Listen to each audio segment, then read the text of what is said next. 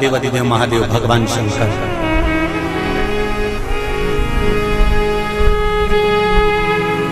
भोलेनाथ नंदी को लेकर निकले।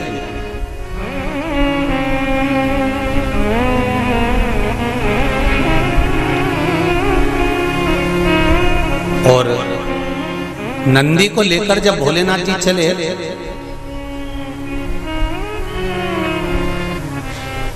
बीच मार्ग में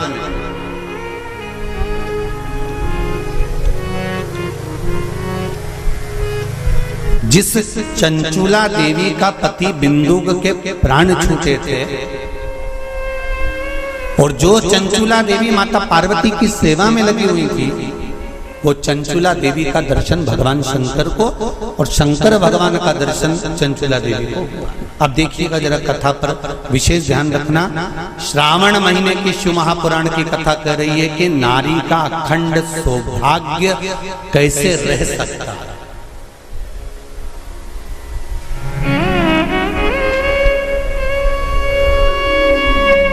अपने घर के बच्चों को, अपने घर की बेटियों को, बेटों को, अपने घर की बहुओं को, अपने परिवार को कैसे एकजुट कर कर एक साधना में रखा जा सकता है, वो शिव महापुराण।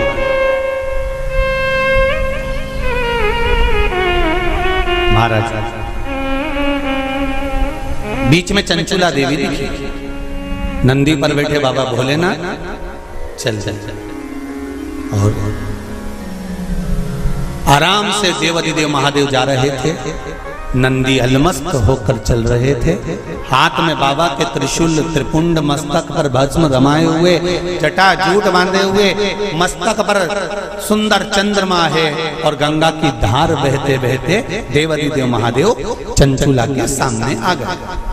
चंचुला वो जिसका पति बिंदु प्रेत योनि में पड़ा हुआ था और बेदब्य था, उस चंचुला ने धारण कर कर रखी थी, उसका पति जीवित नहीं था।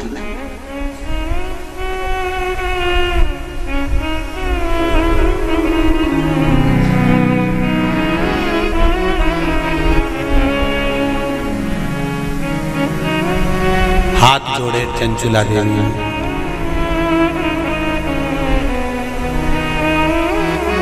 हर हर महादेव।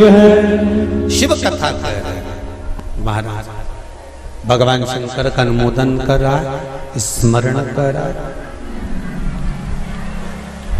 कथा कहती है यदि गलत मार्ग पर पति गया है तो उसको सत मार्ग पर लेकर आ,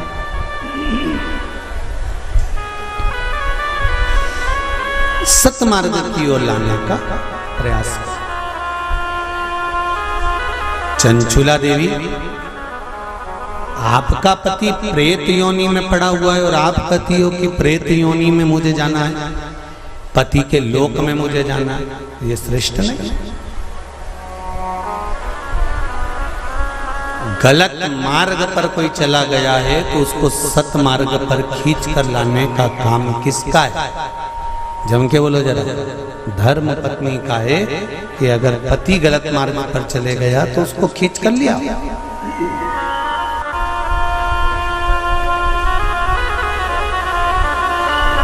यदि पति गलत काम कर रहा है और पत्नी सोचे कि अब तो मैं भी गलत काम करूंगी, तो इसमें श्रेष्ठता नहीं, उसमें श्रेष्ठता नहीं होना चाहिए।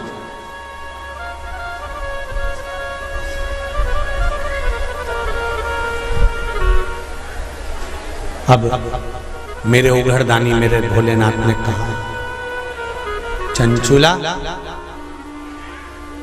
तुम्हारा पति प्रेत योनि में पड़ा हुआ है,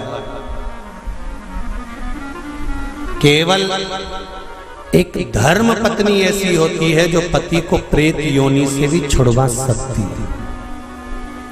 श्रावण शिव महापुराण की कथा बड़े ध्यान से सुनना मेरी जीजियों, स्मरण करिएगा जरा कि धर्म पत्नी में वो बल होता है कि पति को प्रेत योनि से भी छुड़ाकर बाहर कर सकती है। धर्म पत्नी, धर्म पत्नी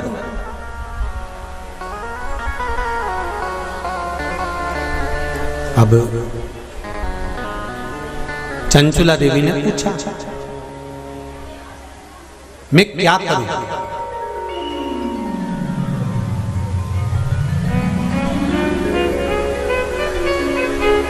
शंभो शरणे मांगो घड़ी घड़ी दुख काटो, दया करी निदर्शन आपो। चंचुला देवी पूछ रही है कि मुझे करना क्या है। पति को प्रेत योनि से कैसे मुक्त किया जा सकता है? ध्यान से सुनना रे भाई। कई लोग कहते हैं कि श्राद्ध पक्ष आ गया, ये कर लेना चाहिए तो प्रेत योनि से मुक्ति हो जाएगी। पितरों की शांति के लिए ये कर लेना चाहिए तो पितृ मुक्त हो जाएंगे। पहले तो एक बात अच्छे से समझ लो, पितृ मुक्त नहीं होते, उनकी शांति होती है। क्या होती है? जम के बोलो जरा। उनकी शांति होती है। जब आप किसी तीर्थ में स्नान कर रहे हो, जब आप किसी तीर्थ में हो, स्नान कर रहे हो, पुण्य कर रहे हो, सत्कर्म कर रहे हो, भजन कर रहे हो, कीर्तन कर रहे हो, मंत्र जाप कर रहे हो, तो उसका एक अंश, एक भाग हमारे पूर्वजों के खाते में, हमारे पितरों के खाते में जाता है, उनके खाते में पहुंचता है। ये निश्चित। आपने किसी ब्राह्मण को भोजन कराया, भले आपने पितरों के निमित्त नहीं जिमाया, कोई ब्राह्मण को एक गिलास पानी पिलाया, भले आपने पितरों के निमित्त नहीं पिलाया, पर आपका एक अंश उसके खाते में चला जाएगा। उससे क्या होगा? पितरों की शांति। और समझ लो, गया जी में पिंडदान कर देने से क्या पितृ मुक्त हो जाते हैं? बद्रीनाथ जाकर कपाल क्रिया करने से क्या पितृ मुक्त हो जाते हैं?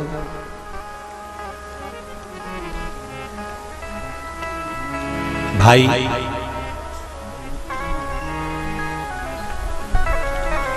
गया जी जाना तो वहां के पंडा जी से पूछना, हम यहाँ पिंडदान कर देंगे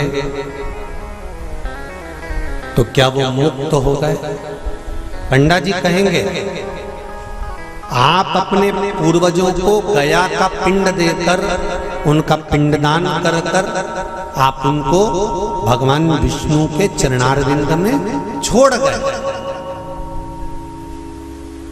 पर आप घर जाना तो घर पर जब जब श्राद्ध पक्ष आए तब ब्राह्मण को भोजन जरूर करो।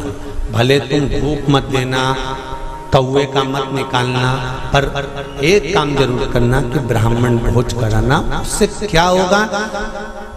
16 श्राद्ध में जब हमारे पितरों को, हमारे पूर्वजों को पितृलोक से छोड़ा जाता है, तो वो सबसे पहले जिस घर में रहे होते हैं, जहां उनका पिंड घर में दिया होता है, जहां रहे होते हैं, सबसे पहले वो वहां आते हैं, सबसे पहले वहां आएंगे। और अगर तुमने उनकी तिथि पर, उनके वार पर अगर आपने भोजन करा दिया है तो उनकी मुक्तता नहीं, उनकी शांति हो जाती है।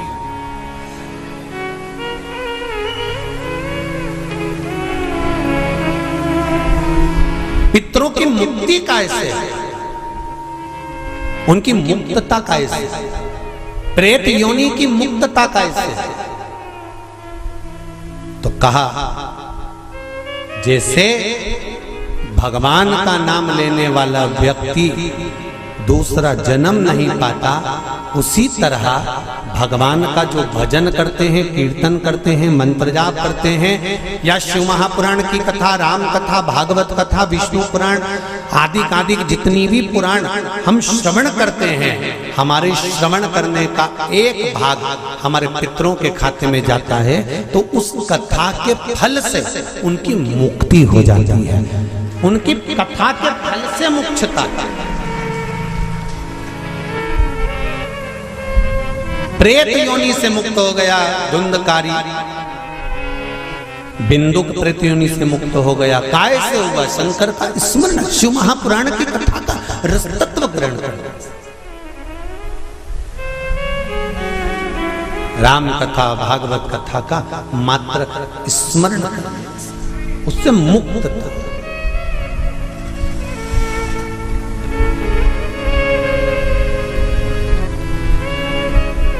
श्राद्ध पक्ष में, चाहे चातुर्मास के अंतर्गत श्रावण का जो महीना चल रहा है, इस श्रावण के महीने में आप जो भगवान शंकर को 2 लोटे से जल चढ़ा रहे हो, 2 लोटे नहीं हो, घर में 2 कलश नहीं हो, तो कलश के ऊपर एक कटोरी भी रखकर लेकर 2 कटोरी से आपने अगर जल समर्पित करा है, इसका एक अंश हम पहले भी कथा में कह कर आए हैं कि आप शंकर भगवान को जब जल चढ़ाते हो, शंकर भगवान को जब जल समर्पित करते हो, उसका एक अंश घर में रहने वाले प्रत्येक मनुष्य के, प्रत्येक जीव के खाते में चला जाए।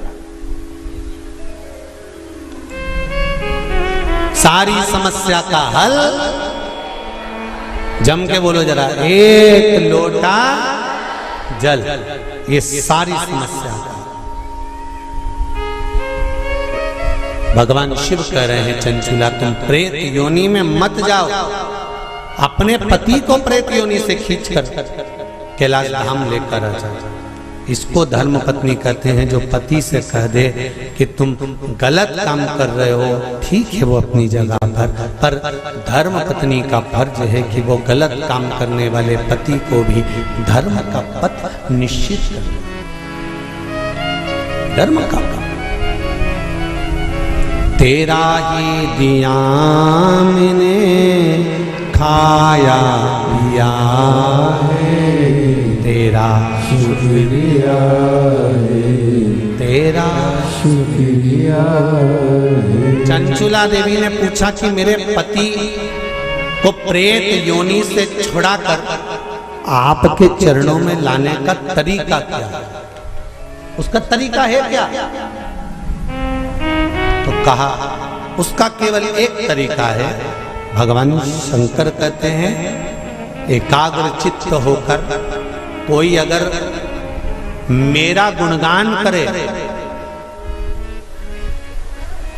शिव कह रहे चंचुला देवी, शंकर का मात्र गुणगान करने वाला, शिव महापुराण की कथा को मात्र श्रवण करने पर तेरे पति प्रेत योनि से छूट जाएगा। चंचुला देवी ठहाका लगाई, हंसी, मुस्कुराई।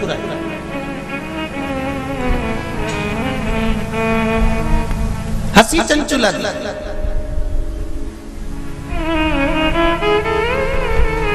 अब देखिए, कोई व्यक्ति समझा रहा है, आपकी सास बहू को समझा रही है और बहू सिर पर पल्लू लेके न ठाका लगाकर खूब जोर जोर से हंसे, तो ईमानदारी से बोले सास को गुस्सा नहीं आएगा? कैसी पगली है, अकल का सब बेच खाई इसने। मैं समझा रही हूं और ये ठिठोली बना रही है। मैं इसको समझा रही हूं और ये मेरे ऊपर हंस रही है। सास बहू को समझाए और बहू खूब ठाका लगा लगा कर हंसे तो सास को बुरा लगता है।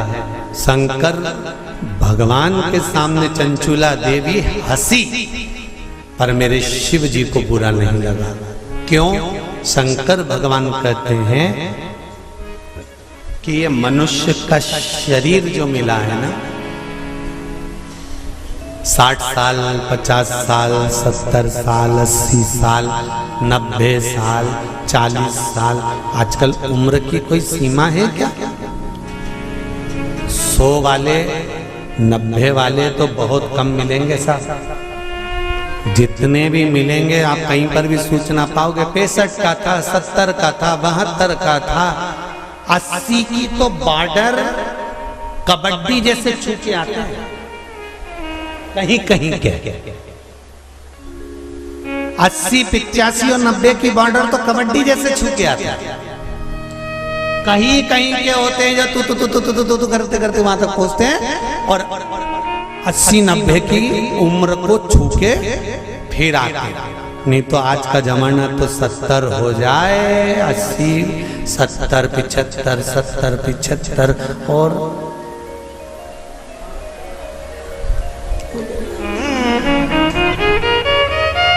और बीच में कोरोना जैसा आ गया तो फिर तो 75 भी जाने लगे। 35, 40, 42, 45 और अभी भी देखो, आप देखिएगा जो कोरोना महामारी में जो बुढ़े बुढ़े लोग हैं ना, कई बुजुर्ग लोग आज भी सेफ हैं और उन्हीं के पड़ोस में रहने वाला कोई 33 साल का, कोई 40 साल का, कोई 45 साल का, कोई 50 साल का, उन्हीं के पड़ोस में रहने वाला। और कई कई बूढ़ी बूढ़ी माताएं तो आज भी कह देती हैं, भगवान हमको उठा देता, इनको बेचारे को बचा देता। भगवान भी मन में सोच रहे, डोकरी को कौन ले जाए। अरे भाई, हंसते हंसते मृत्यु भी उसकी आती है जो शंकर का उपासक होता है, भगवान का भजन करने वाला। हंसते हंसते मृत्यु भी उसी की आती है जो शिव का उपासक है। नहीं तो इंजेक्शन बॉटल और शरीर सड़ रहा है, पड़ा है, गल रहा है। बउओं ने 4 बार गोबर लीप के गीता जी सुना के नीचे सुला दिया, 3 बार गंगा जल भी पिला दिया, पर डोकरी फिर बोली चाय लिया, फिर तो पीते से उसका कर तो फिर उठते गए।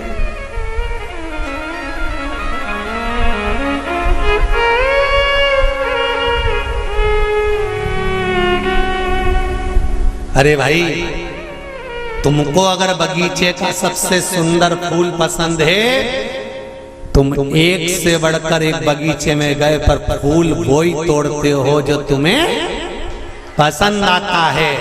मेरा महादेव संसार में से उसी को उठाता है जो महादेव को पसंद आता है। ये शिव है जो महादेव को पसंद आता है,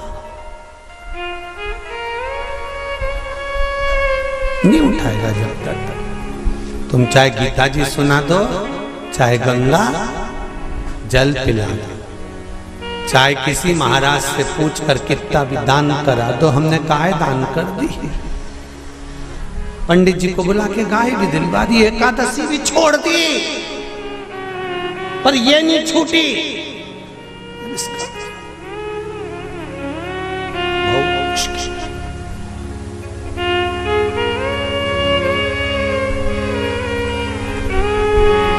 चंचुला ने ठहाका लगा दिया,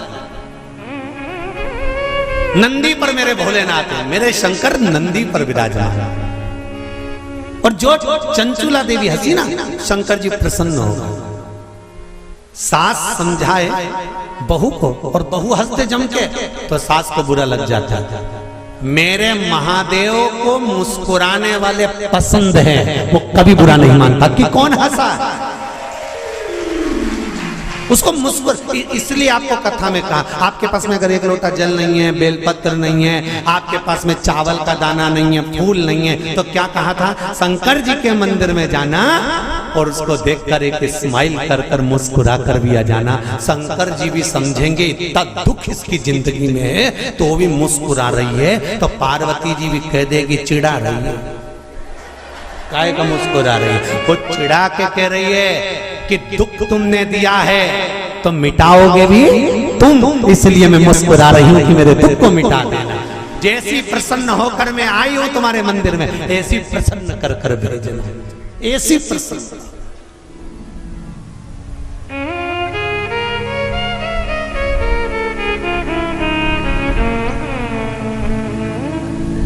हो लिखन वाले तू हो के दयाल लिखना, मेरे हृदय अंदर सतगुरु का प्यार लिखना। हाथों पे लिखना सेवा गुरु की, पाँवों पे गुरु जी का द्वार लिखना, मेरे हृदय अंदर सतगुरु का प्यार लिखना। नैनों में लिखना दर्शन गुरु के, शिव रूपी गुरु मिल जाए तो दर्शन। होठों पे शिव जी का नाम लिखना, मेरे हृदय अंदर सतगुरु का प्यार लिखना। इन शब्दों में मेरे गुरु शिव रूपी गुरु का नाम, शंकर का नाम, इससे ज्यादा मुझे कुछ नहीं चाहिए, इससे ज्यादा मुझे कुछ नहीं। चंचुला देवी हंस ली, मुस्कुराई, ठाका लगाया, शंकर जी को पसंद आया। अब और अच्छी बात सुन लो, बहुत अच्छी बात है, श्रावण शिव महापुराण में मिली है। वो तो ये दोनों जजमान थोड़े दमदार अच्छे मिले हैं ना, तो कथा का भी एक आनंद श्रावण के महीने में मिल रहा है। जरा देखिए, जरा सुनिएगा। सारे राक्षसों की कथा निकाल लो तुम आज घर पे जाकर, रावण को निकालना। जब जब राम के सामने आता था तो ठाका लगाता था कि नहीं लगाता था? बोलो जम के सही है कि गलत है? कंस कृष्ण भगवान के सामने आता था तो ठाका लगाता था कि नहीं लगाता था? जाने दो। पूतना, तृणावर्त, अघासुर, बकासुर, इनको भी, और जितने जितने जितने जितने तुम राक्षस निकाल सकते हो, तारकासुर, भस्मासुर, रावण, ये जितने जितने असुर हुए इन सब को देख लो। भस्मासुर, ये सब, और भी तुम जितने सीरियल निकाल सकते हो, नाटक, उनमें देखना। देवी मैया रक्त बीज को मारने जा रही है, रक्त बीज हंस। महिषासुर को मारने जा रही है, महिषासुर हंस। एक दो बार तो माता देवी मैया को भी थोड़ा टेंशन हुआ कि मैं इसको मारने जा रही है, हंस क्यों रहा है? रावण मरने जा रहा था और मुस्कुरा रहा था, हंस रहा था, ठहाका लगाकर। आज भी रावण जलता है ना, जब कौन से मैदान में? अरे जम के तो बोलो। रावण मर के चले गया पर प्रॉपर्टी आज भी रह गई उसकी।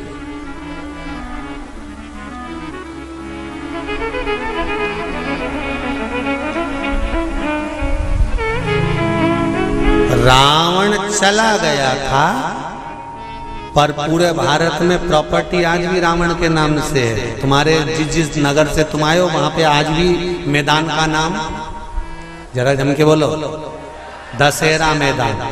तुम्हारे यहाँ राम जी की प्रॉपर्टी, राम जी को सिद्ध करने में सालों लग गए थे। अयोध्या मेरी है, और रावण लंका में रहने के बाद भी भारत में के चले गए, दशहरा मैदान मेरा।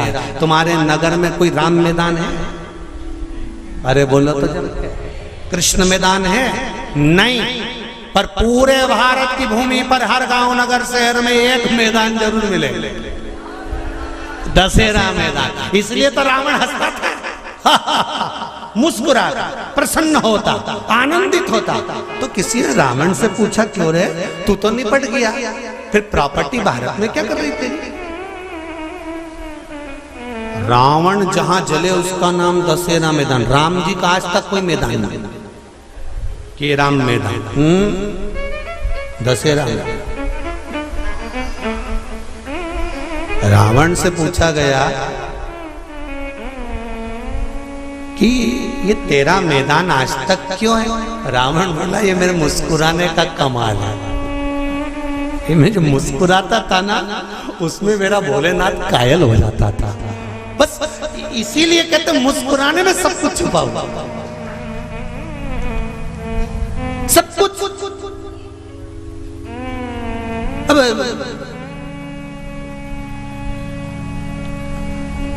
पहले हमारी आदत थी, हम सीहोर में अगर कोई शांत भी हो जाता था तो उनके यहाँ जाते थे, तो उनकी बहुएं रोती थी ना, तो वो हमको देख के चुप हो जाती थी। उनको मालूम है अगली कथा में बोल देगा,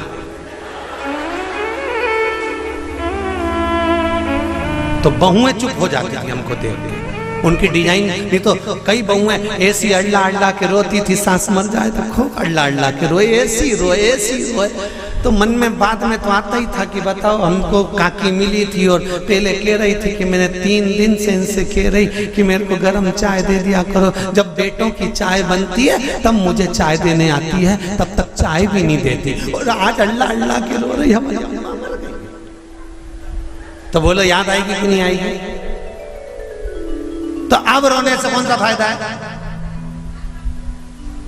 इसीलिए निवेदन है, 25 लाख की गाड़ी में बैठने वाले भी एक दिन 25 रुपए के लोटे में भर के गंगा जी चले जाता था।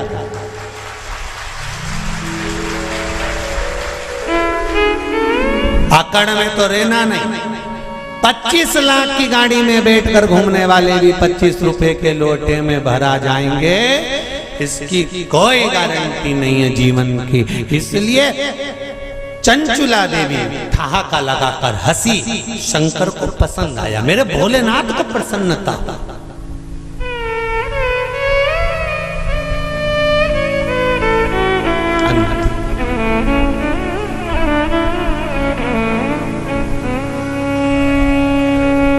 मृत्यु की घड़ी में मौत तुम्हारे सामने खड़ी है और तुम्हारे चेहरे पर स्माइल होगी ना, तो यमराज भी टेंशन में आ जाएगा कि ये हंस क्यों रही है।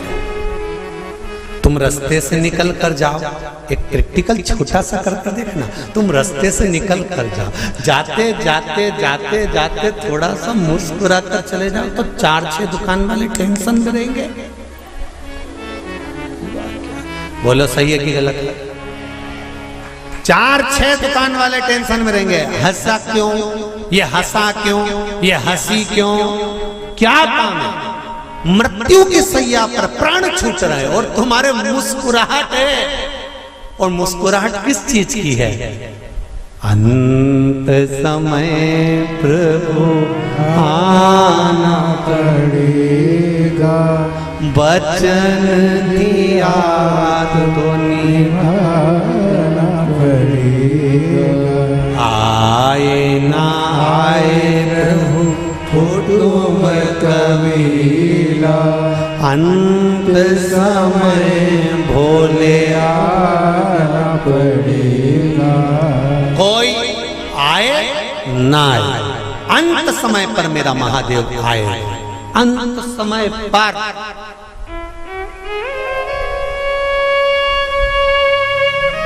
मृत्यु की घड़ी पर अगर मुस्कुरा भी रहे हो ना आखिरी में, तो यमराज को चिंता लग जाए।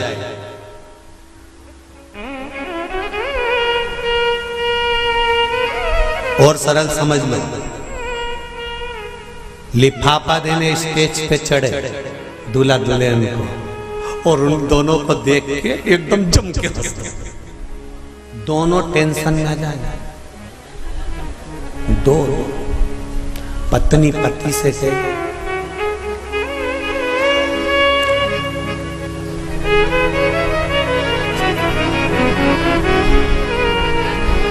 फिर पति भी कहेगा,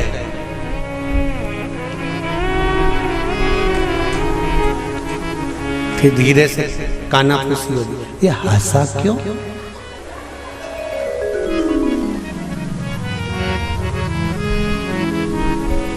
और फिर वो दूसरी बार आए और फिर जम के, तो पूछोगे कि नहीं पूछोगे? इधर आ रहे हो बेरू, इधर इधर, ये बता कि तू स्टेज पे आता है और बहुत तेज हंस के जाता है, बात और टेंशन दोनों को है, बात क्या? रसगुल्ला खाते खाते भी पत्नी उस टेंशन में पड़ी रहेगी और पति से पूछेगी तुम्हारा दोस्त इतनी तेज क्यों हंसा था? सही बात। पति पत्नी को गुलाब जामुन पहले बताओ वो हंसा क्यों, ठाका क्यों लगाया? अंत समय में अगर चेहरे पर प्राण छूटते समय भी मुस्कुराहट होगी तो यमराज भी शंकर जी के पास जाकर पूछेगा कि इस मुस्कुराहट का कारण क्या है। शंकर जी कह देंगे ये मेरा भक्त है, मुस्कुराता रहेगा, इसके चेहरे पर स्माइल है, ये मुस्कुराता रहेगा। मृत्यु तो आना है, निश्चित है, पर मौत में भी जो प्रसन्न रह गए वो संत, वो साधु, वो सन्यासी, वो तपस्वी ही हो सकता है। अंत समय की अब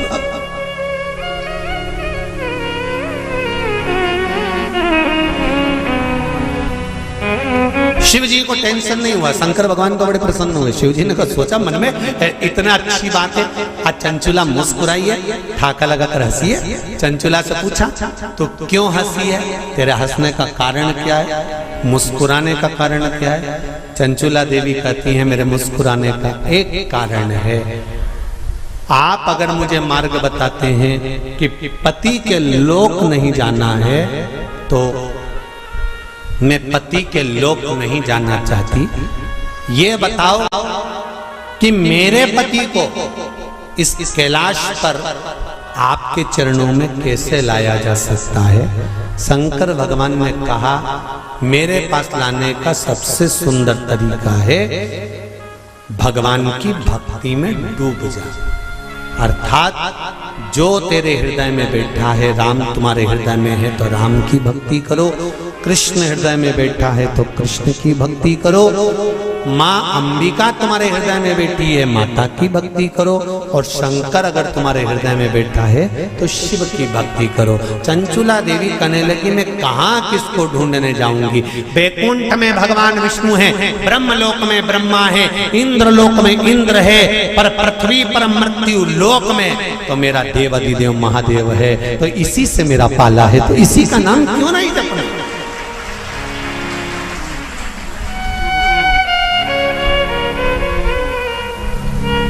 मैं शिव का नाम क्यों ना जपूं?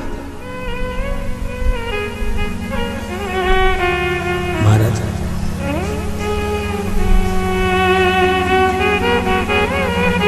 मेरे भोले तेरा सहारा है, मेरी नैया का तू किनारा है।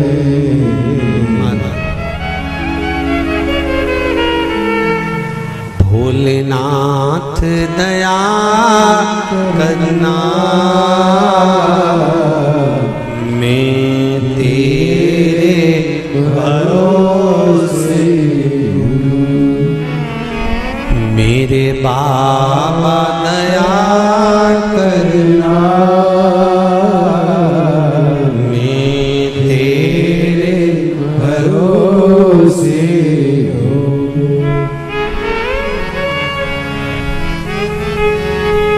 भरोसे भारा पर ऑनलाइन शिव महापुराण की कथा को श्रवण कर, जहां बैठकर सुन रहे हो वहां दिल से बाबा से अपने मन की बात इस मंत्र को बोलने के बाद अवश्य कह लेना चाहिए, उससे विनती अवश्य करना चाहिए।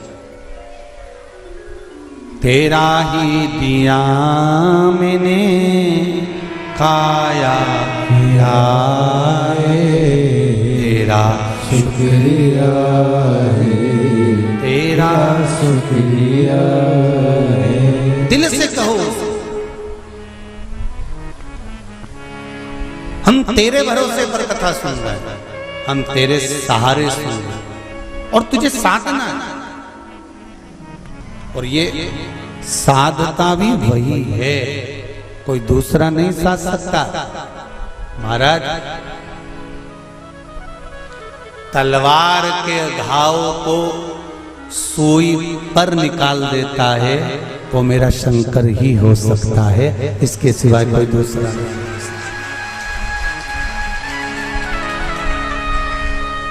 तलवार के घाव को अगर सुई पर निकाल रहा है तो वो शिव है। जो हादसा हुआ पूर्णिमा पर वो अगर दिन में होता तो ये तलवार का घाव जैसा नहीं होता, और निकाल दिया सुई के घाव पर, सुई पर। ये शिव है, कोई दूसरा नहीं। ये शंकर है, कोई दूसरा नहीं। वो कुबेरेश्वर महादेव है, साधारण नहीं हो सकता। भक्ति अविरल हो,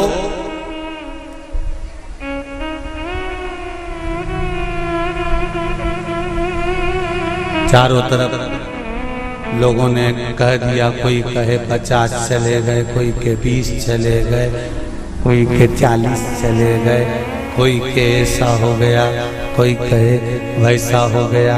पर प्रकृति के आगे कुछ नहीं। कब कोरोना महामारी आकर चली जाती है, कब हवा तूफान आकर चले जाता है, किसी को नहीं। ये तो शिव है जो सादा चंचुला।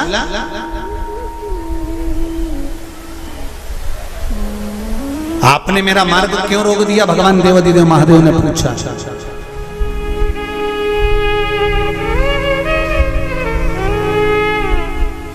आपने मेरा मार्ग क्यों रोका है? इस मार्ग को रोकने का कारण क्या? किस लिए रोका है? चंचुला देवी की आंख में जल भरा हुआ था।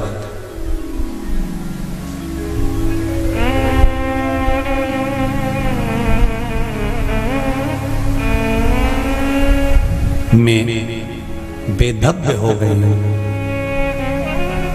चंचुला देवी कहती हैं, मेरे पति के धाम को मुझे वापस जाना है। जिस लोक में मेरा पति रहता है मुझे उस लोक में जाना है। शंकर भगवान ने एक बात बड़ी सुंदर कही चंचुला देवी को, आपको मालूम है? चंचुला,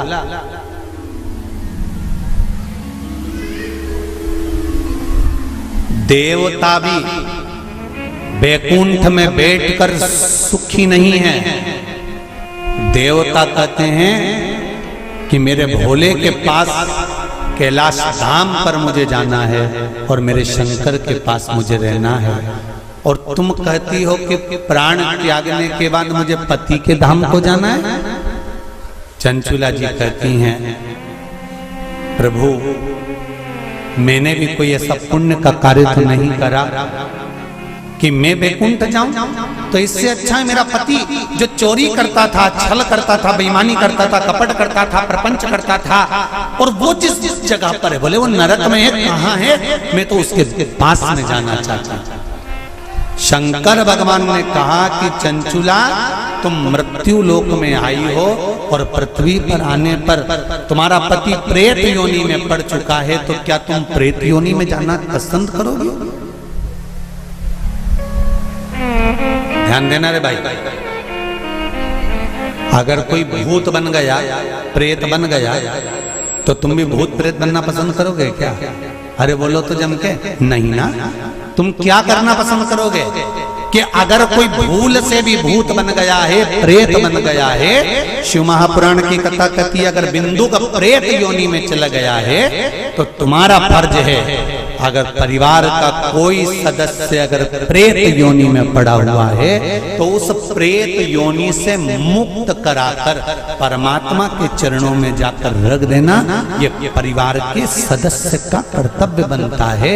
इसलिए चंचुला देवी, तुम्हारा पति प्रेत योनि में है, तुम प्रेत योनि में जाने का विचार मत करो। चंचुला देवी, तुम तो एक काम करो कि वो पति प्रेत योनि से छूट जाए, उसके लिए क्या करा जाए वो विचार करा जाए। जैसे श्रीमद् भागवत कथा में आता है,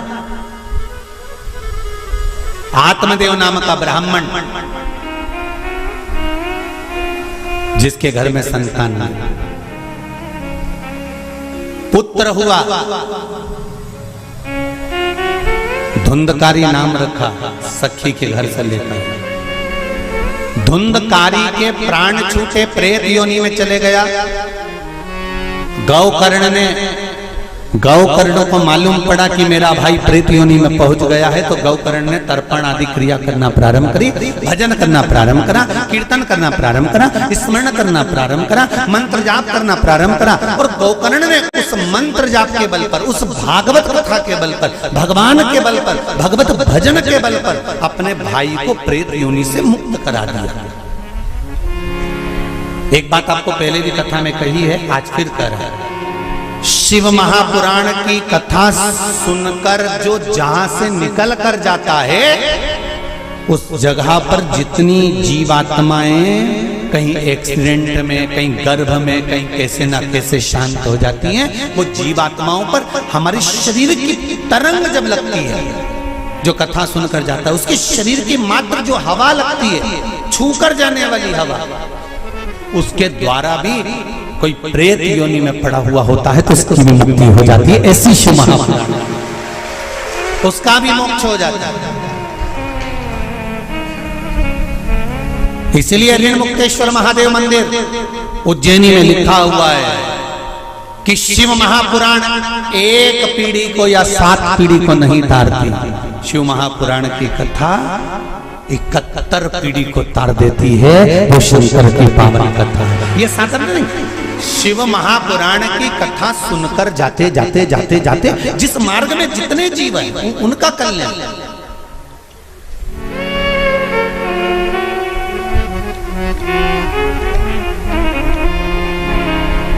इतना तो करना स्वामी जब प्राण तन से निकले। मरना निश्चित है, प्राण छूटेंगे ये निश्चित है, कब छूटेंगे ये पक्का पता नहीं, किसकी कितनी उम्र है ये मालूम नहीं है।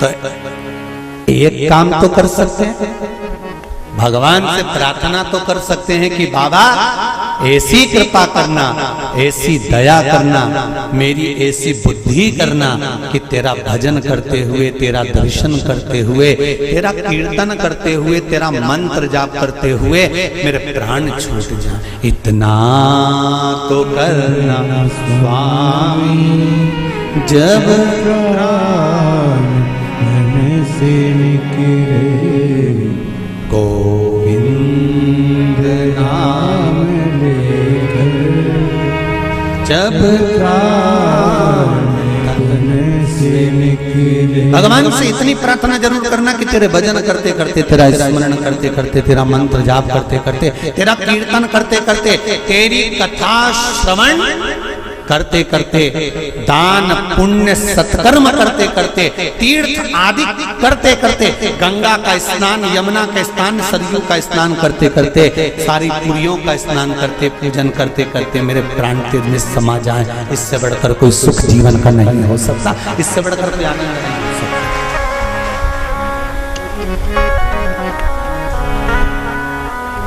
पलंग पे मत पटक जाना भोलेनाथ।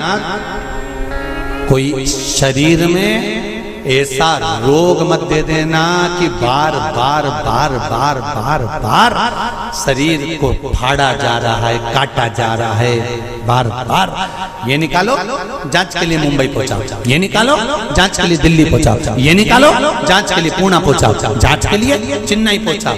ऐसा शरीर मत कर देना कि शरीर को काट काट काट काट और पलंग पर पड़ा हुआ है, सड़ रहा है और जा नहीं रहा। बाबा इतनी कृपा कर देना, पलंग पर मत पटकना, चलते फिरते तेरा भजन करते करते तेरे धाम को चली जाऊं, इससे बढ़कर कोई सुख नहीं होगा। तेरे धाम को चली जाऊं, इससे बड़ा जाना निश्चित, पर तेरे भजन के बल पर।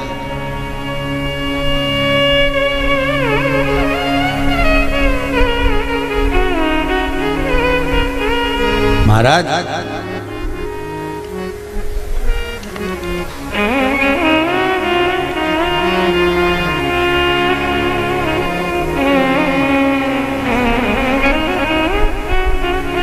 चंचुला देवी से भगवान शंकर कह रहे हैं कि तुम कहती हो कि मेरे प्राण छूटकर मैं पति लोक में जाऊं, जहां पर मेरा पति रह रहा है।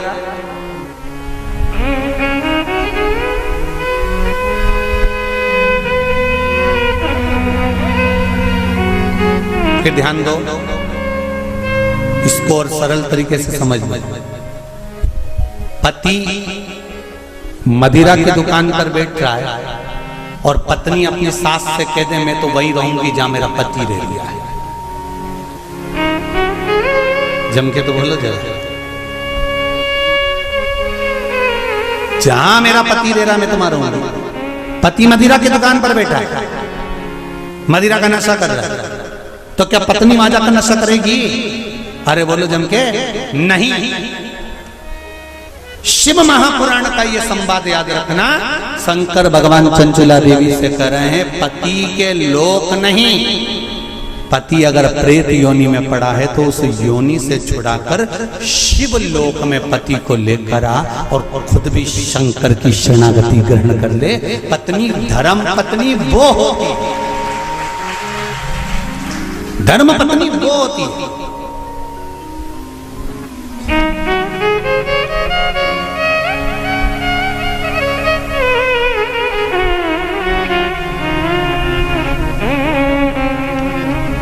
नहीं,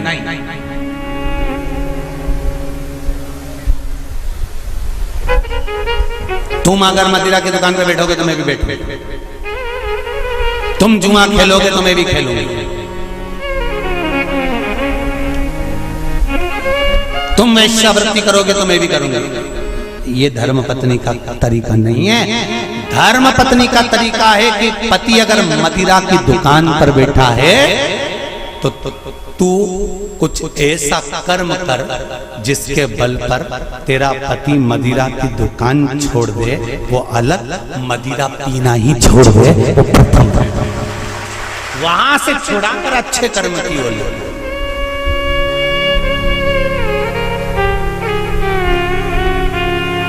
ये दुबे जी भी बैठे हैं कथा में और ये बोरबन जी भी बैठे होंगे महाराज, और ये सत्यता की बात कर रहे हैं हम दुबे जी को भी और रामकिशोर जी। तुमसे ज्यादा कथा करवाने का भाव तुम्हारी धर्म पत्नियों ने ही प्रेरित करा होगा, ये निश्चित है। ये हम ये भाव से, क्योंकि पति को सतमार्ग तक लेकर जाना, पति को सतमार्ग की ओर प्रेरित करना। और आज भी कमी नहीं है, सावन का महीना चल रहा है, आज भी जितने लोग आस्था चैनल पर कथा सुन रहे हैं, फेसबुक यूट्यूब पर कथा सुन रहे हैं, मेरा विश्वास कहता है कि घर की माताएं, घर की धर्म पत्नियां अपने पति से एक बार तो कहती होंगी, सुनो जी सावन का महीना चल रहा है, आज अपनी छुट्टी है, एक काम करते हैं 2 लोटा पानी लेते हैं और ले जाकर समर्पित कर देते हैं। सुनो आज छुट्टी है, एक बेलपत्र बाबा को चढ़ा देते हैं। आज छुट्टी है, एक काम करते हैं, हो सकता है सोमवार के दिन हमको ऑफिस जाना पड़े, हो सकता है सोमवार के दिन हमारा वर्किंग डे रहे, इसलिए काम करते हैं, रविवार आ रहा है, शनिवार आ रहा है, कोई छुट्टी का दिन आ रहा है, अपन एक काम करते हैं शंकर का अभिषेक करवा लेते हैं। किसी ब्राह्मण को घर में बुलाएं, शिव जी का अनुष्ठान करवा लें, शंकर का अभिषेक करवा लें, पूजन करवा लेते हैं। एक काम करते हैं, चलो अपन शिव के धाम चलते हैं। ये धर्म पत्नी अपने पति को प्रेरणा देकर कहीं ना कहीं सतमार्ग की ओर जोड़ देती है, उसको धर्म पत्नी कहते हैं। वो तो कहीं कहीं की ऐसी जगदम्बा होती है,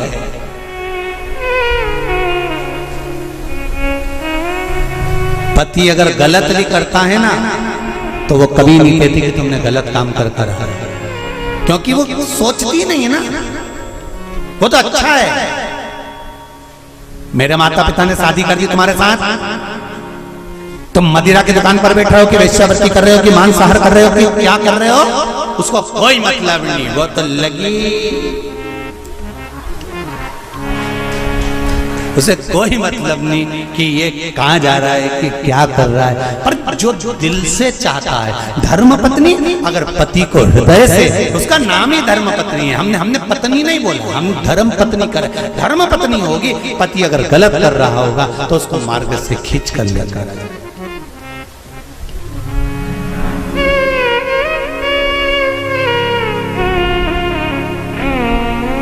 अब देखिए कितना सुंदर संवाद। चौसर खेल रहे थे पांडव। पांडव चौसर खेल रहे थे। द्रौपदी से पूछा गया, क्यों द्रौपदी, तुम्हारे पति जुआ खेल रहे थे और तुमने उसको मार्ग नहीं दिखाया, सतमार्ग नहीं बताया। तुम धर्म पत्नी हो द्रौपदी, सतियों की गिनती में आता है तुम्हारा नाम, और तुम तुम्हारे पतियों को गलत मार्ग से निकाल कर नहीं लाई। द्रौपदी कहने लगी, मुझे तो मालूम ही नहीं था। पहली बात तो ये कि मैं अंदर केश सुलझा रही थी, जब मेरे केश पकड़ कर खींच कर लाया गया और भरी सभा में लाकर खड़ा करा गया, तब मुझे मालूम पड़ा कि मेरे पति चौसर खेल रहे हैं, जुआ खेल रहे हैं। और मैंने हाथ जोड़कर निवेदन करा, तुम ये क्या कर रहे हो, तुम ये क्या कर रहे हो। आज भी नियम है महाराज, कोई मदिरा पान में डूबा है, कोई वेश्यावृत्ति में डूबा है, कोई मांसाहार में डूबा है, कोई गलत काम में जुए आदि में डूबा हुआ है। तुम छुड़ा छुड़ा कर रह गए कि मत जा, मत कर, तुम छुड़ा छुड़ा कर रह गए। तो शिव महापुराण का एक बड़ा सुंदर भाव वर्णन करा गया हमारा, बड़ा सुंदर भाव। महाराज शमी के 5 पत्ते, बेलपत्री के 5 पत्ते, बेर के 5 पत्ते, क्या क्या चीज है जरा जम के बोलो। शमी के 5 पत्ते, बेर के 5 पत्ते और बेलपत्री के 5 पत्ते। महाराज श्रावण महीने की दोनों अष्टमियों में से कोई भी अष्टमी, ये भी जरूरी नहीं है कि सोमवार की ही अष्टमी थी।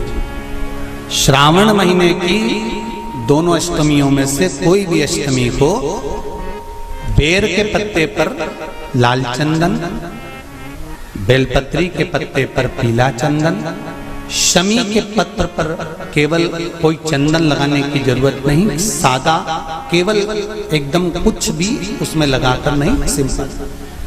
पहले लाल चंदन वाले पत्ते, फिर बेलपत्री के पत्ते, फिर शमी के पत्ते शिवलिंग के ऊपर समर्पित कर कर उसको उठाकर वापस लाकर बेलपत्री के पेड़ के नीचे ही 1 लोटा जल समर्पित कर कर पहले पत्ते चढ़ा देंगे, फिर लोटा भर जल समर्पित कर देंगे। उसी चढ़े हुए पत्तों में से 5 बेलपत्र को लेकर अपने घर आ जावे और अवधूतेश्वर महादेव, कौन से महादेव, अवधूतेश्वर महादेव। ये अवधूतेश्वर महादेव कौन से हैं? आपको कथा में कई बार वर्णन करा गया है। शंकर भगवान को क्रोध आया, ब्रह्मा जी ने क्रोध को लिया, समुद्र में डाला। उस रूप को क्रोध का एक रूप था, क्योंकि जो मदिरा पान करने वाले होते हैं, व्यसन करने वाले होते हैं, गलत काम करने वाले होते हैं, इनको सुधार कर जाओ। जितना तुम समझाओगे ये उतना आग बबूला होंगे। तुम बच्चों से कहोगे गलत लड़के के साथ रह रहा मत रहे, तो और ज्यादा क्रोध करेगा, और चिड़चिड़ करेगा, और अपशब्द कहेगा। तो ये क्रोध को संयमित कर देगा। अवधूतेश्वर महादेव, अवधूतेश्वर महादेव का स्मरण कर 5 पत्तों को लेकर आइए। कुछ समय बाद जैसा जैसा समय की अनुकूलता मिले, आप किसी मदिरा का पान करने वाले या किसी व्यक्ति को वो पत्ते दोगे या प्रसाद के रूप में दो तो अच्छी बात है, नहीं तो उस पत्ते का थोड़ा थोड़ा भाग भी प्रतिदिन मात्र 21 दिन तक अगर थोड़ा थोड़ा भाग भी दे दिया जाए तो धीरे धीरे धीरे धीरे मदिरा पान, व्यसन, गलत आदतें छूटना प्रारंभ हो जाती है और वो शंकर की शरणागति ग्रहण करते हैं। महाराज शिव अर्चना, ये तो अभी अभी लोगों की थोड़ी सी सोच गलत हो गई। ये दुनिया के लोगों को ये तो मालूम नहीं है भगवान शंकर के लिए। हाँ, शंकर भगवान के पास में भांग रहती है, शंकर भगवान के पास में भांग रखी हुई होती है। शंकर भगवान का भांग का श्रृंगार होता है, क्योंकि उसको बूटी के रूप में, औषधि के रूप में लिया जाए। पर कोई कहे कि शंकर भगवान भांग का नशा करते हैं तो ये संसार के लोगों को समझा देना कि शिव भांग का नशा,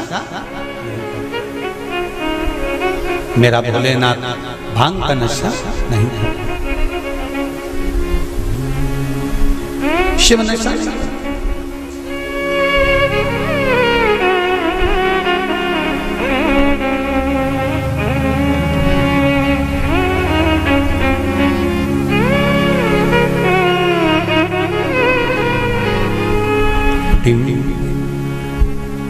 महाराज शिव भांग का नशा, शंकर ओघड़ी,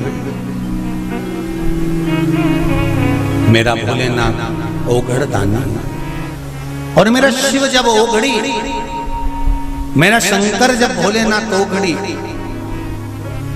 जितनी वस्तुओं को धारण करता है ये सब औषधि के रूप में प्रयोग में है, सब औषधि।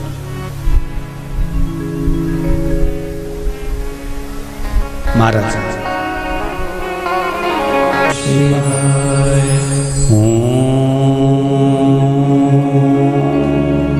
नमः शिवाय, नमः शिवाय, हर हर महादेव।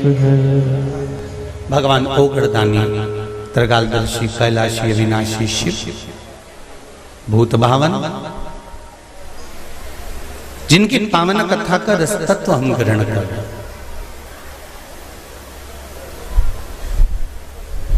श्रावण शिव महापुराण की कथा है। आपको कथा में कहा था कि श्रावण के महीने में मेरे देव आदिदेव महादेव की दुगनी भक्ति, मतलब एक लोटा जल नहीं, कितना, 2 लोटा जल शिव को समर्पित कर, जा रहे हैं सब, 2 लोटा जल बाबा को समर्पित कर। मेरे भोले तेरा सहारा है, मेरी नैया का तू किनारा है। श्रावण शिव महापुराण की कथा में गंगा और पार्वती की मूल तत्वता, जैसे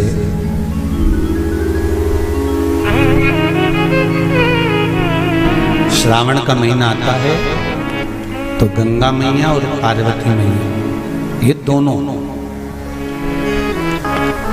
सृष्टि के भार जब भगवान शंकर पर आ जाता है 4 महीने तक, जिसको हमारे यहाँ चतुर्मास कहा जाता है, तो ये 4 महीना जब चतुर्मास का आता है तो सृष्टि का संपूर्ण भार मेरे देवाधिदेव महादेव पर आ जाता है। और देवाधिदेव महादेव पर जब सृष्टि का भार आता है तो केवल अकेले महादेव इस भार को नहीं उठाता, इस भार को उठाने के लिए गंगा और माता पार्वती भी उनके नजदीक में आकर खड़ी हो जाती है।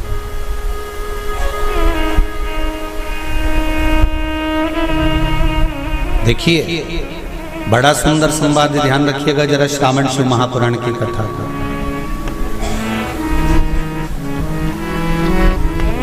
केवल एक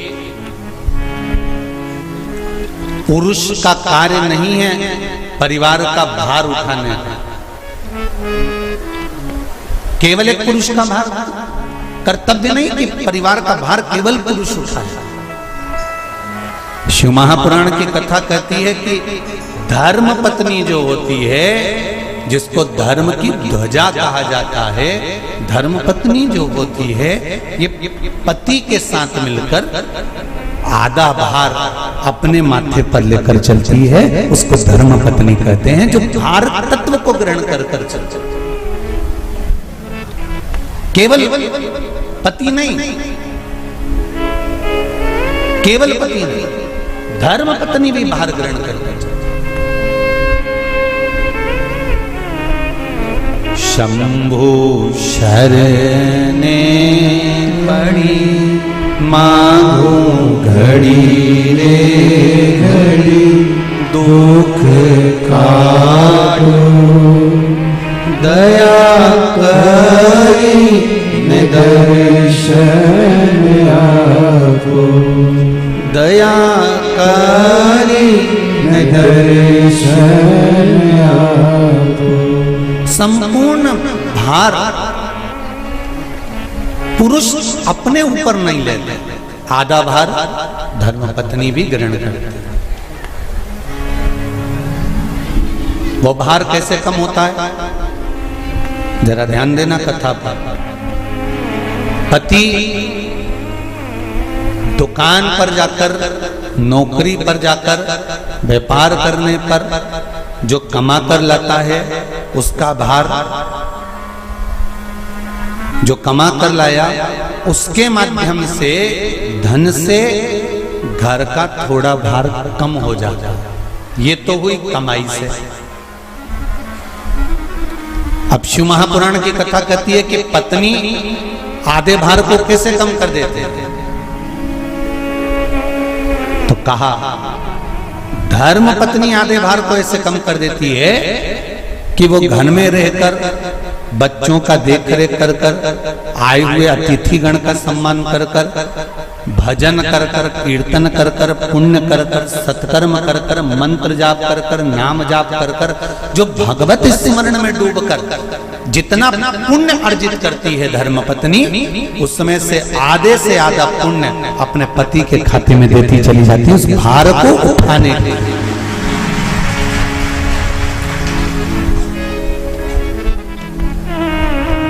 उस भार को उठाने में आधे से आधा भार धर्मपत्नी अपने व्रत, अनुष्ठान, मंत्र, साधना, तप, उपवास आदि के माध्यम से काट देती। एक बात और याद रखिए, श्रावण के महीने में सारे व्रत आते हैं, बहुत सुंदर सुंदर। छोटी तीज का व्रत भी अभी आ जाता है, बड़ी तीज का व्रत भी आ जाता है। दुबे जी, छोटी तीज भी आएगी, बड़ी तीज भी आएगी, और अच्छे से अच्छे व्रतों का क्रम रामकिशोर जी बीच बीच में श्रावण, भादो, कुंवार, कार्तिक में आते रहे। ये 4 महीना जो व्रत आते हैं, इन व्रतों की मूलता क्यों कही गई है? ये सारे व्रत चतुर्मास के अंतर्गत ही आते हैं, इन व्रत को बाद में भी आ जाना चाहिए, पर नहीं।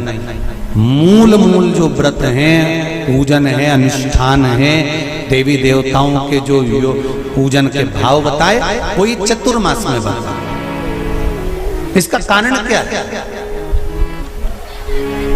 क्यों चतुर्मास के व्रत की महत्वता होती है? तो कहा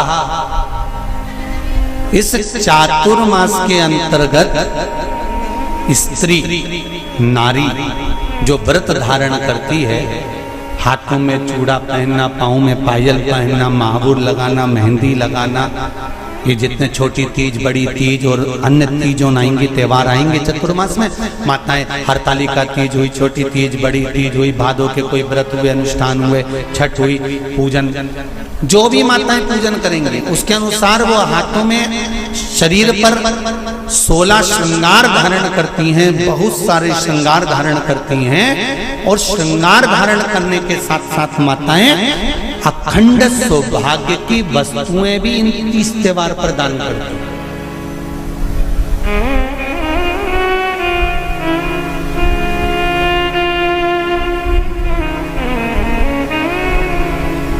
जो अखंड सौभाग्य की सूचक, जो अखंड सौभाग्य की वस्तुएं वो देने का प्रयास करते हैं, दान।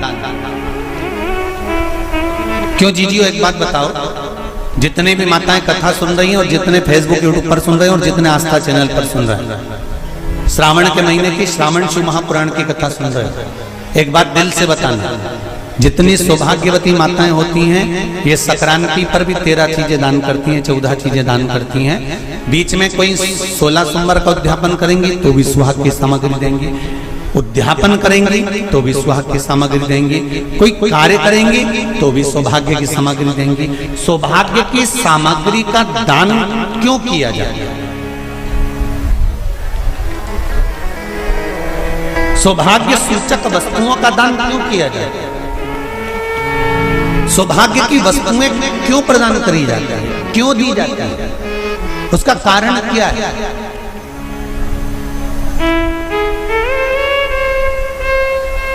क्यों देते? महाराज, भारत की भूमि की सौभाग्यवती माताओं का एक मन की अभिलाषा रहती है, भारत की भूमि की माताओं की एक अभिलाषा रहती है कि जब उसके प्राण छूटे तो अखंड सौभाग्य धारण करके पति के कंधे पर और पुत्र के कंधे पर शमशान पर। ये भारत की भूमि की माताओं की सोच, उनके मन का संकल्प, उनके मन का भाव। और विदेश की माताओं का क्या संकल्प होता है? महाराज, भारत का एक संत विदेश गया और भारत के संत जब विदेश गए तो वहां पर एक मां, एक स्त्री पति की कब्र के पास में बैठकर पंखा कर रही थी। भारत के संत को बड़ा दुख हुआ, देखो हमारे यहाँ की माताएं तो पति के साथ सती हो जाती हैं, हमारे भारत की भूमि की माताएं तो पति के साथ सती हो जाती हैं, पर ये तो विदेश की माताएं तो भारत की माता से भी बढ़कर है कि पति मर गया, कब्र के अंदर है तो भी पंखा कर रही हैं। ये तो इनसे भी बड़ी है, भारत की माता से भी बड़ी ये विदेश की माता। तो भारत के संत से रहा नहीं गया और भारत के संत ने जाकर पूछ लिया विदेश की माता से, माँ जी एक बात बताओ, हमारे यहाँ पति के साथ पत्नी सती हो जाती है, वो प्रथम गिनती में आती है, पर तुम तो उससे भी बड़ी हो कि पति मर गया उसके बाद भी उसकी कब्र को पंखा कर रही हो। इतने में विदेश की माता ने कहा, मैं पति को पंखा नहीं कर रही, हमारे यहाँ नियम है जब तक पति की कब्र नहीं सूख जाए हम दूसरी शादी नहीं कर सकते, इसलिए पंखे से सुखा रहा।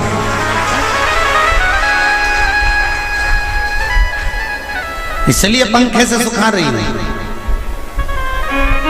मेरे भारत की माताओं में और विदेश की माताओं में अंतर है साहब। मेरे भारत की माताएं अखंड सौभाग्य की वस्तुएं धारण कर अपने आप को गौरवान्वितता महसूस करती हैं और विदेश की माताएं ये सब वस्तुएं उतार कर गौरवान्वितता महसूस करती हैं।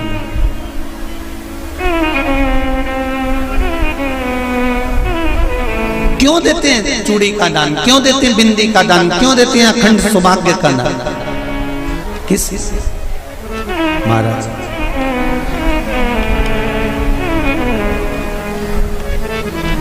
मेरे हाथों में भर भर के चूड़ी रहे, मेरे हाथों में भर भर के चूड़ी और मैया कोई कामना, मेरे मस्तक पे चमकती चूनर रहे, मेरे मस्तक पे चमकती चूनर रहे और मैया कोई कामना, मेरी मांगों में भर भर के सिंदूर रहे, मेरी मांगों में भर भर के सिंदूर रहे और मैया कोई कामना नहीं, मेरे पाँव में बिछुड़ी का जोड़ा रहे, एक बिछुड़ी नहीं कितनी, 2, 3, 4, 5 एक एक पांव में जोड़े से बिछुड़ी होना चाहिए, केवल एक नहीं, सिंगल नहीं। वो तो आजकल का फैशन हो गया महाराज, जो केवल एक बिछुड़ी धारण कर लो उसी में फैशन दिखे। श्रावण की शिव महापुराण की कथा कहती है, जब बेटी को विदा करा जाता है और पहली बार बेटी के पांव में जब बिछुड़ी डाली जाती है तो वो बिछुड़ी भी अलग अलग नहीं होती, उस बिछुड़ी के जोड़ को चेन से एक दूसरे से बंधा हुआ होता। बोला सही है कि गलत है? जितने आस्था चैनल पर कथा सुन रहे हैं, जितने फेसबुक पर सुन रहे हैं, यूट्यूब पर सुन रहे हैं, सुन लेना कि मेरे भारत की माताओं का जब पाणी ग्रहण संस्कार किसी बेटी का होता है, उसके पांव में जब पहली बार बिछुड़ा पिनाया जाता है, बिछुड़ी पिनाई जाती है, तो वो बिछुड़ी भी एक दूसरे से बंधी हुई होती है, चेन से बंधी हुई होती है। उसको अलग अलग वाली बिछुड़ी शादी के मंडप में नहीं पिनाई जाती। क्यों? जैसे ये बिछुड़ी एक दूसरे से पांव में बंधी हुई है, तुम्हारी जिंदगी अंतिम श्वास तक ऐसी ही बंधी की बंधी हुई है, यही वर्णन है। वो तो अब माताओं ने थोड़ा सा फैशन चेंज कर दिया, अब पांव में ज्यादा बिछुड़ी नहीं पहनती, गड़ती है, चुभती है, एक बिछुड़ी धारण है। महाराज पर नहीं, बिछुड़ी भी दो हो, जोड़े से। हमारी माताएं, भारत की भूमि की जो माताएं हैं, ये चूड़ी भी हाथ में पहनती है तो जोड़े से पहनती है। बोलो जैसा सही है कि गलत है? एक अकेली चूड़ी माताएं हाथ में धारण नहीं करती हैं।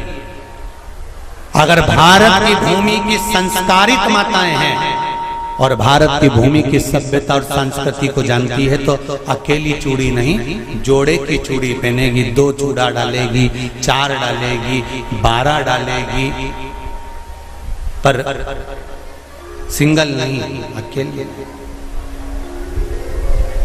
और सरल भाषा में समझ लो, हमारे यहां ठेले पर लेने जाओ तो जो केले अपन खाते हैं वो भी सिंगल नहीं देते, उसको भी जोड़े से दिया जाता है। 2 दूं की, 12 दूं की, आधी दर्जन दूं की 1 दर्जन दूं। अब अंदाजा लगाइए, हमारे यहां देने का भी एक भाव है।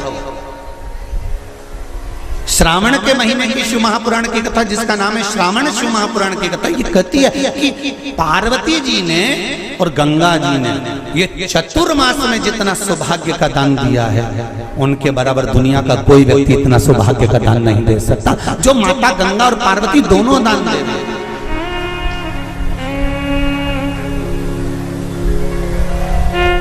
प्रतिदिन दे रहे हैं। और अब तो फैशन आ गया, तुम लोगों जो सौभाग्य का दान देते हो प्लास्टिक की डलिया में देते हो, पर एक एक पुराण को उठा कर देख लेना, एक एक उद्यापन को उठा कर देख लेना। जितनी तुम कथा तुम्हारे घर में छोटी छोटी कथाओं की पोथियां पड़ी हो, उनको उठा कर देख लेना। उसमें नहीं लिखा कि प्लास्टिक की डलिया में सौभाग्य की वस्तु का दान दिया जाता है, उसमें लिखा है बांस की पिटारी में, बांस की डलिया में सौभाग्य की वस्तुओं का दान दिया गया। क्यों? क्योंकि बांस वंश की वृद्धि करता है, बांस सौभाग्य की वृद्धि करता है, और बांस अखंड सौभाग्य। जैसे बांस का पौधा बढ़ते चले जाता है, बढ़ते चले जाता है, उसी तरह बांस की डलिया में जब दान दिया जाता है, बांस की टोकनी में जब दान दिया जाता है, तो ये भाव रखा जाता है कि तुम्हारा सौभाग्य ऐसे ही बढ़ता रहे। पर अब थोड़ा सा फैशन चेंज हो गया, तो प्लास्टिक की डलिया, पर प्लास्टिक की नहीं। महाराज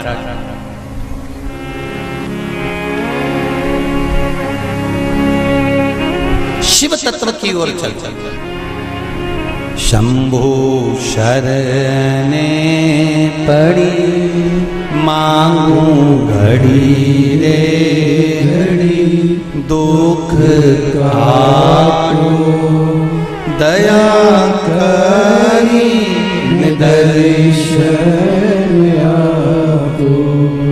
तो गंगा मैया और पार्वती मैया चतुर्मास के अंतर्गत जो त्योहार पड़ता है, चतुर्मास के अंतर्गत जो व्रत पड़ते हैं, ये किसी दूसरे के नहीं है। तीज का व्रत माता पार्वती का, छठ का व्रत माता पार्वती का, चतुर्थी का व्रत माता पार्वती का, ये सारे व्रतों की शुरुआत गंगा और पार्वती ने अपने बल से। बोलो हर हर महादेव। ये अपने बल से बनाना, अपने बल से।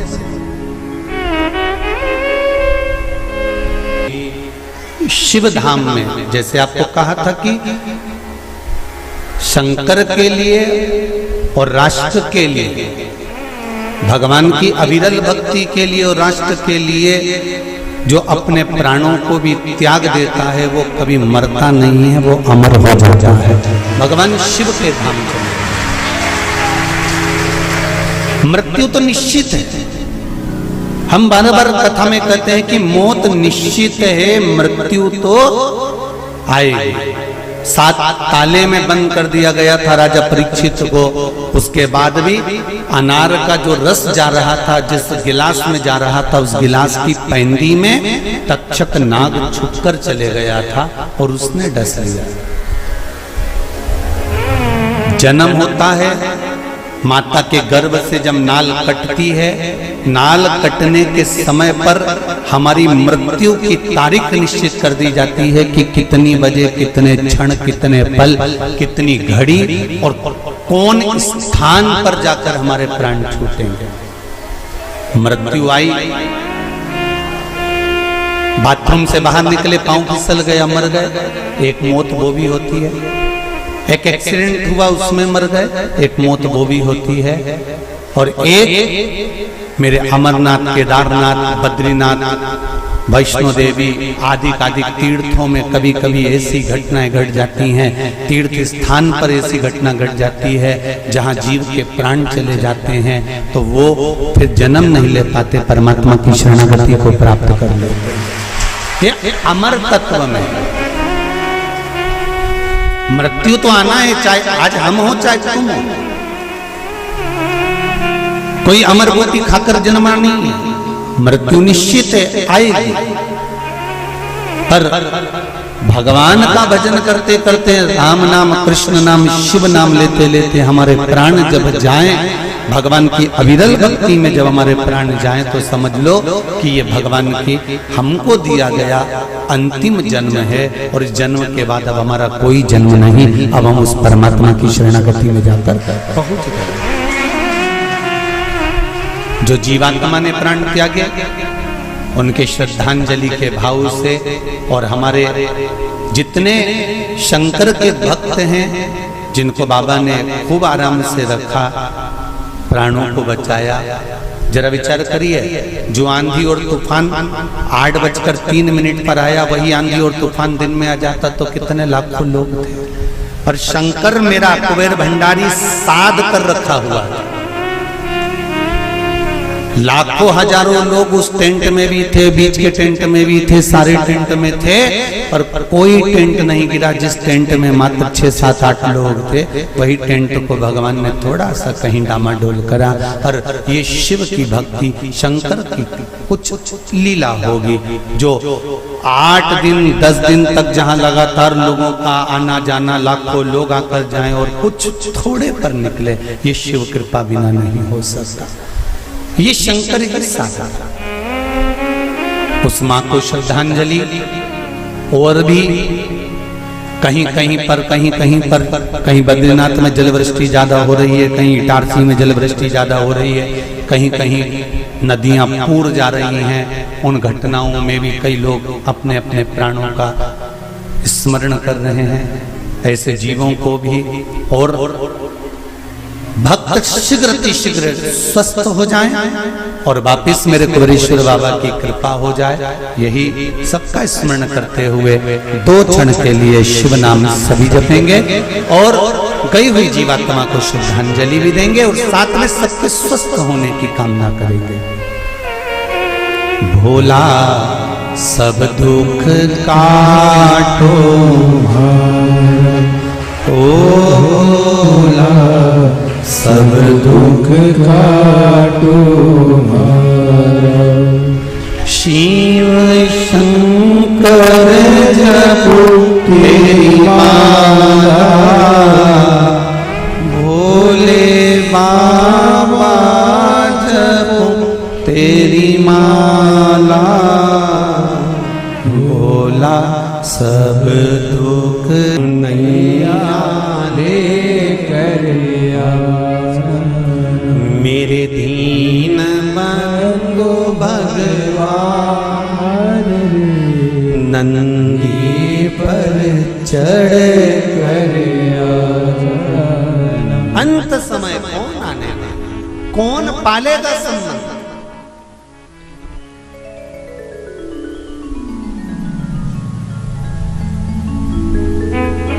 संत कहते हैं तेरा तेरा दिन याद करे, क्यों रे नर सुमिरन क्यों न करे।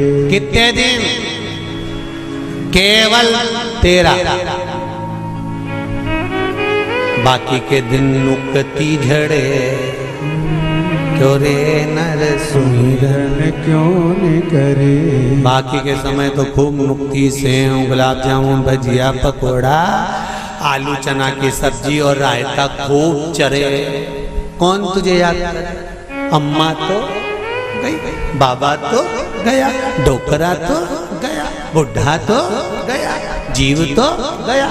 कौन याद करेगा? याद किया जाएगा जो तुमने भजन करा, जो तुमने स्मरण करा, जो तुमने दान करा, जो तुमने पुण्य करा, वो तुम्हारे साथ गया। दुनिया याद रखे चाहे ना रखे, मेरा देव अधिदेव महादेव जरूर याद रखेगा कि तूने कीर्तन किया है, तूने मंत्र जाप किया, तूने स्मरण याद। चंचुला कह रही है भोले बाबा शंभुनाथ, हे त्रिकालदर्शी, है कैलाशी, है अविनाशी, आप हो। मेरे पति के धाम में अब मुझे नहीं जाना, मुझे पति लोक में नहीं जाना, क्योंकि मेरा पति तो प्रेत योनि में पड़ा हुआ है।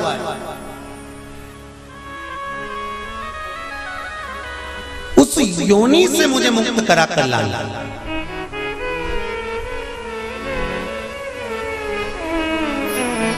उस योनि से श्रावण के महीने की पंचमी, कौन सी तिथि? पंचमी, चाहे वो शुक्ल पक्ष की हो चाहे वो कृष्ण पक्ष की। श्रावण महीने की पंचमी के दिन शंकर भगवान पर जिस जिस परिवार के व्यक्ति का कांवड़ जल हमने बताया है आपको, जरूरी नहीं है कि डंडा बांधकर 2 कावड़ के जल के लोटे लेकर जाओ, आप अपने हाथ में भी 2 पात्र लेकर जा सकते हैं। पंचमी तिथि के दिन हाथ में 2 लोटे जल के, 2 कलश जल के जब हम शंकर भगवान को चढ़ाते हैं तो ऊपर जो कमंडल होता है शिव जी के ऊपर जलधारी होती है, जिसमें जया, विषहरा, शामली बारी, दौतली और देव, शंकर भगवान की 5 बेटियां जिसमें विराजमान होती हैं। जब हम जल समर्पित करते हैं, हमारे पीढ़ी में, परिवार में अगर कोई अधोगति में मर गया होता है, कुंवारी अवस्था में चले गया होता है, गर्भ में मर गया होता है, गर्भ के बाहर निकलकर भी अगर कुंवारी अवस्था में चले गया होता है, तो श्रावण महीने की दोनों पंचमी पर परिवार का अगर कोई एक व्यक्ति भी जल चढ़ा देता है शंकर भगवान पर, तो सर्प की योनि में नहीं पड़ता, जीव मुक्त हो जाता, प्रेत योनि में सर्प की योनि से मुक्त हो जाता।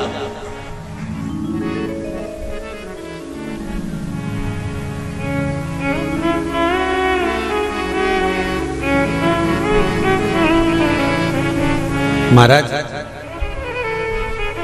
हमारे यहाँ सांपों की पूजन कौन से दिन होती है, कौन सी तिथि में करते हैं? जम के बोलो जरा। नाग पंचमी। नाग पंचमी का मतलब क्या है?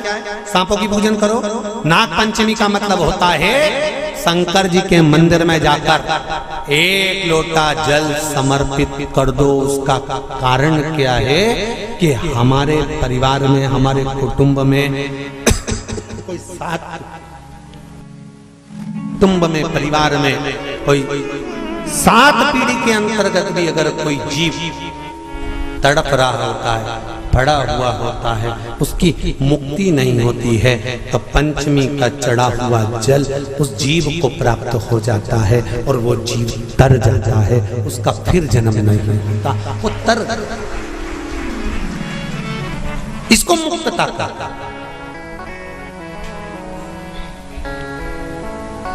इसको मोक्षता का।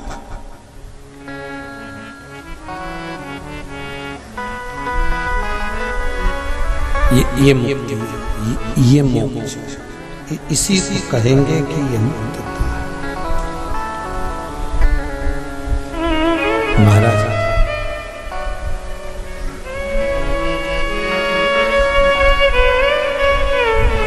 चढ़ाते हो आप लोग पंचमी के दिन, चाहे नाग पंचमी हो, चाहे श्रावण महीने की शुक्ल पक्ष की, चाहे कृष्ण पक्ष की पंचमी हो,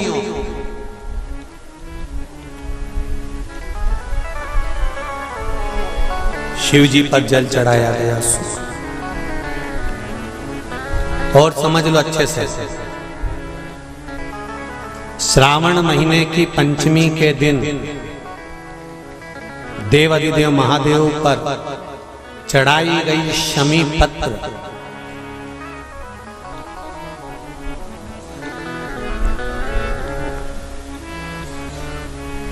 शंकर भगवान पर चढ़ाई गई शमी पत्र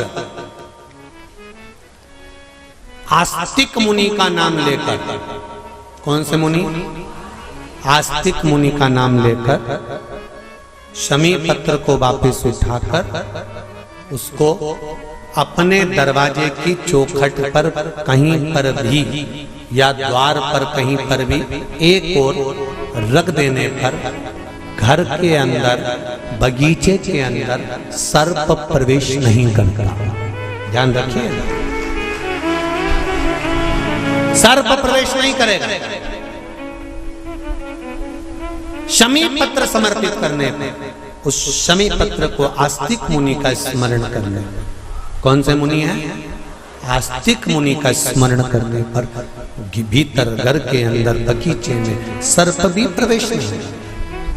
उस शमी पत्र में जया, विषहरा, शामली वारी, दौतली और देव, ये 5 कन्याओं का भाव प्रकट हो जाता है और वो कन्याएं हमारे घर के द्वार की रक्षा करती हैं।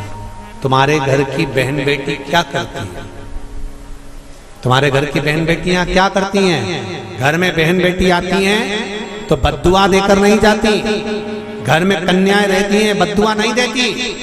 घर की बेटियां जब दरवाजा छोड़कर शादी कर वाले दिन, विदाई के दिन अगर जाती भी हैं तो बेटियां हाथ में धान भरकर फेंक कर जाती हैं कि मेरा मायका खूब फले फूले, आगे बढ़े। छापे लगाकर चली जाती हैं कि हमने हमारी जीवन की सारी दौलत, जीवन का सारा सुख अपने मायके में दे दिया है। वो बेटियां होती हैं। तो जया,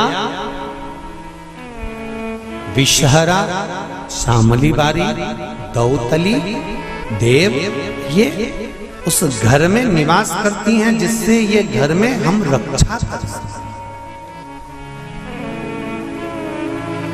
रक्षा कर सकते। श्रावण शिव महापुराण की कथा में, कल की कथा में एक वर्णन आएगा, उसको ध्यान से सुनिए।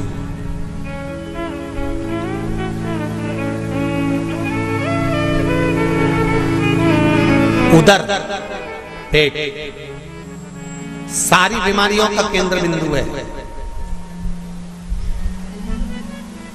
सारी बीमारियों का केंद्र बिंदु हमारा उदर। कहीं इसमें तकलीफ होती है, एसिडिटी बन जाती है, कोई बड़ी बड़ी बीमारियां इसी के माध्यम से, पेट के माध्यम, तो उसके लिए कल की कथा में श्रावण के महीने का बड़ा सुंदर भाव प्रकट होगा कि हमारे उदर से जुड़े हुए प्रॉब्लम, केवल एक तिथि और एक ही दिन शंकर भगवान पर जल चढ़ाकर उस जल का 3 बार आचमन करने पर ही उदर की बीमारी मिट जाती है। वो श्रावण के महीने का बड़ा सुंदर कथा है, उसको अपन श्रवण करते हुए आगे बढ़ेंगे। वो श्रावण शिव कथा कर चंचुला जी ठाकर